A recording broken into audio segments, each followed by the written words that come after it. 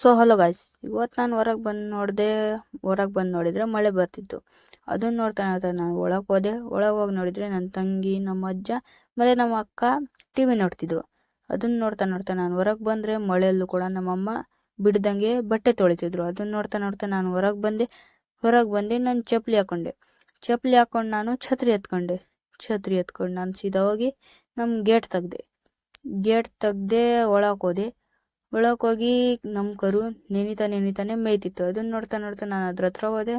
ಹೋಸಕ್ನ ಅದು ಎದ್ರುಕೊಂಡು ಓಡೋತು. ಅಲ್ಲಿಂದ ನಾನು ಸೀದಾ ಇಲ್ಲಿ ಹುಲ್ಲಿನ ನೋಡಿದೆ.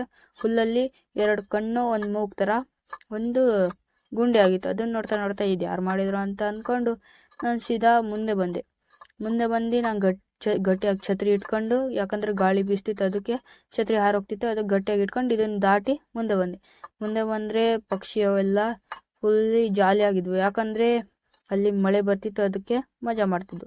ಅದನ್ನು ನೋಡ್ತಾ ನಾನು ಮುಂದೆ ಬಂದರೆ ಇನ್ನೂ ಚೆನ್ನಾಗಿ ಕಾಣಿಸ್ತಿತ್ತು. ಅದಕ್ಕೆ ನಾನು ನೋಡಿದೆ.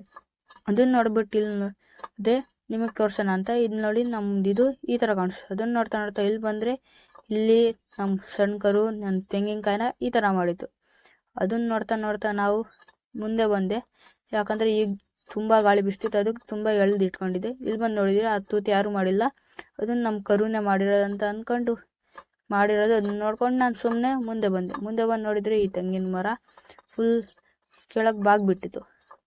ಇಲ್ಲಿ ಬಂದು ನೋಡಿದರೆ ಪೇಂಟ್ ಡಬ್ಬ ಚೆಲ್ಲೋಗಿತ್ತು.